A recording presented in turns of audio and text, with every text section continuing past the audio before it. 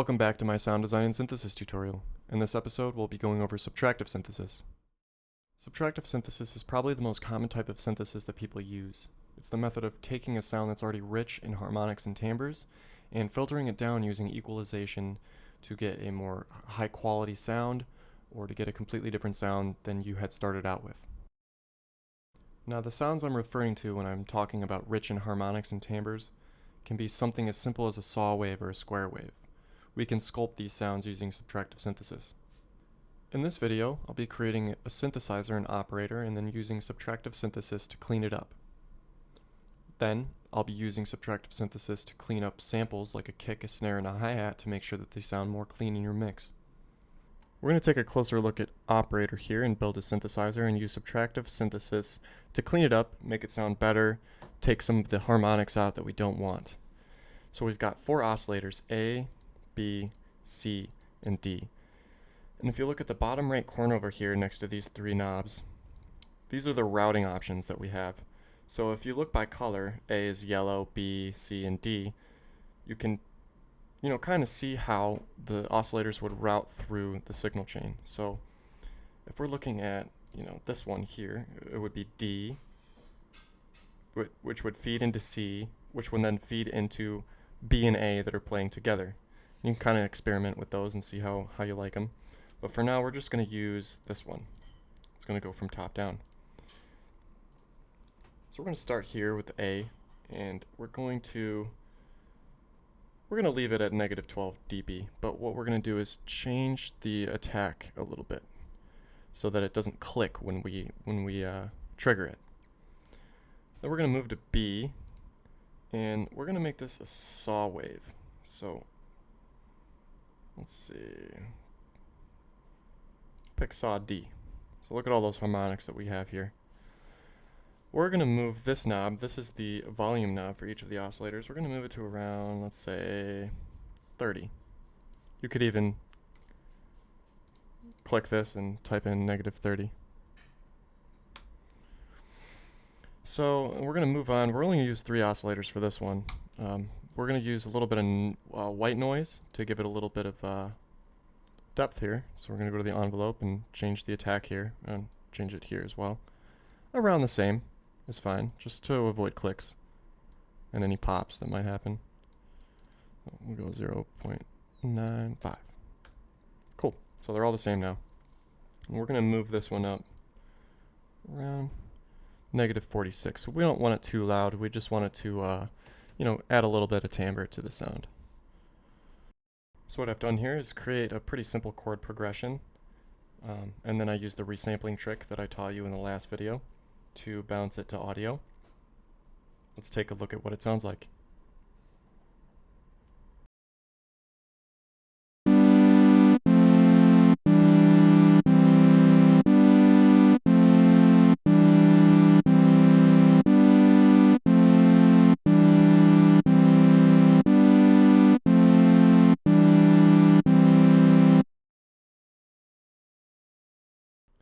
We're going to go to the left-hand side of the screen to EQ8 in the audio effects and drag and drop that and play the sound to see where the harmonics are.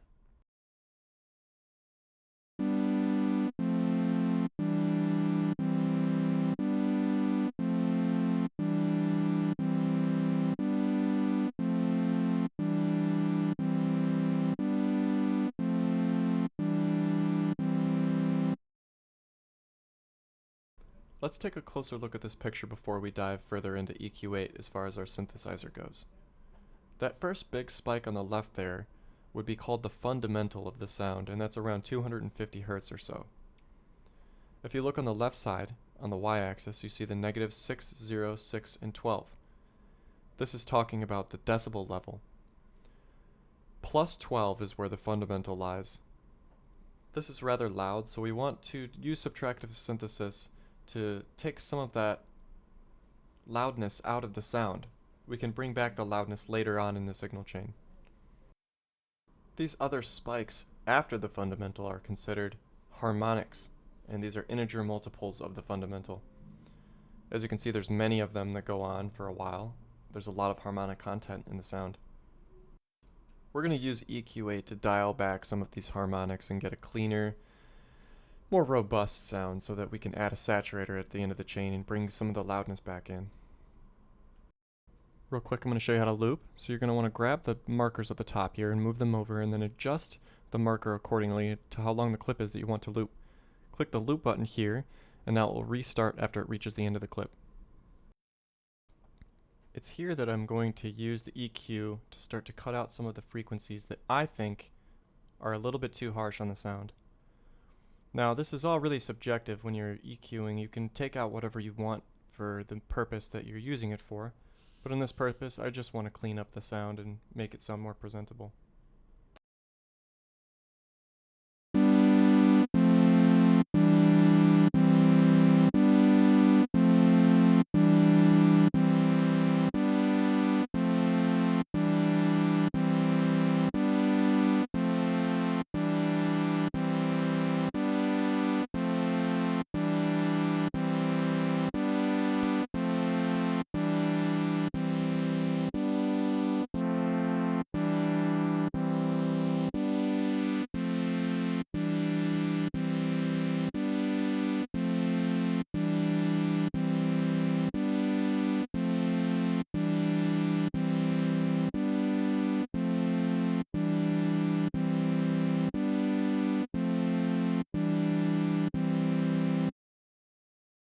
So here's a reference picture as to what the EQing does to the actual waveform.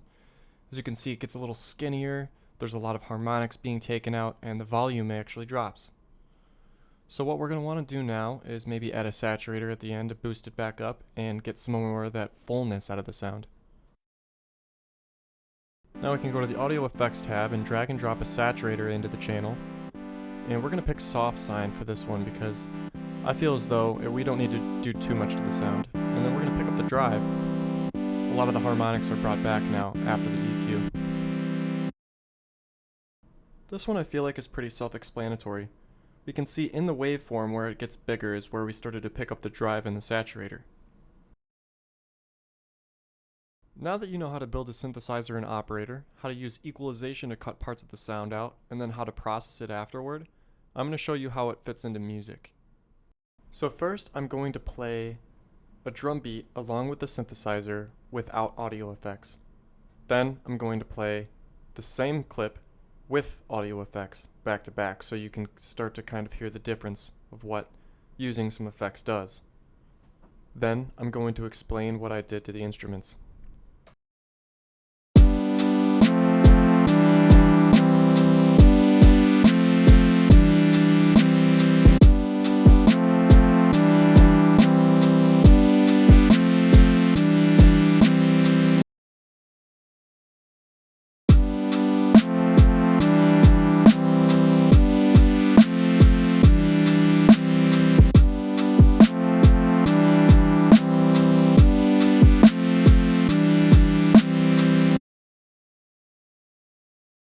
Here's a picture of the snare.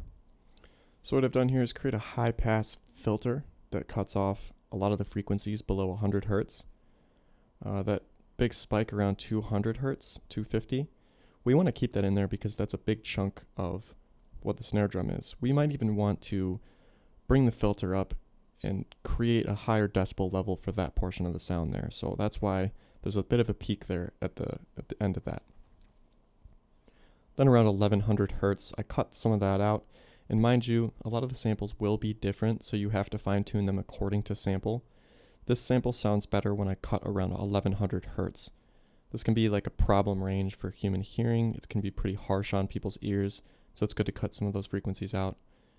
Then I just rolled off the top end while keeping some of the higher frequency. We don't want to take out too much of that because it would take away too much from the snare drum sound. I've added a compressor after each of these instruments, and so what a compressor really does is reduces the volume of the loudest parts of the audio signal and brings up some of the overall volume variations. So basically it's, making some of the quieter parts louder and closer in volume to the loudest parts. So you might be wondering, why a compressor after the EQ? And usually the answer is, it's pretty much up to you. So if you put a compressor after your EQ, it usually produces a warmer and rounder tone, while using EQ after your compressor produces a clearer and cleaner sound. So with the kick drum, you see a lot of lower harmonic content, and we didn't really want to cut too much of that out or even bring it up. We wanted to keep a lot of it. So I just rolled off some of the lows to around 50 hertz. This allows the kick to still stay kind of boomy and bassy, which is what we wanted. And we rolled off a lot of the higher content here so that it wasn't competing with the snare drum. And hi-hats are usually pretty easy to EQ. There's a lot of higher frequency content in the sound and not too much of the lower frequencies that we want competing with the snare drum or the kick drum. So we rolled that all off to around 800 to 900 hertz. And really quickly, I'll go through side chaining. So I put these two compressors on the bass track and set them side chains to the kick and the snare so that when the kick and the snare hit, it triggers the compressors so the bass is ducked. I'll post a link to a sidechain compression guide in the description. Please keep in mind that this really is just the tip of the iceberg when it comes to mixing. This is just a really good stepping off point of understanding how to clean up your mix and use subtractive synthesis in a creative way. Well, that's it for this video. Thank you for watching.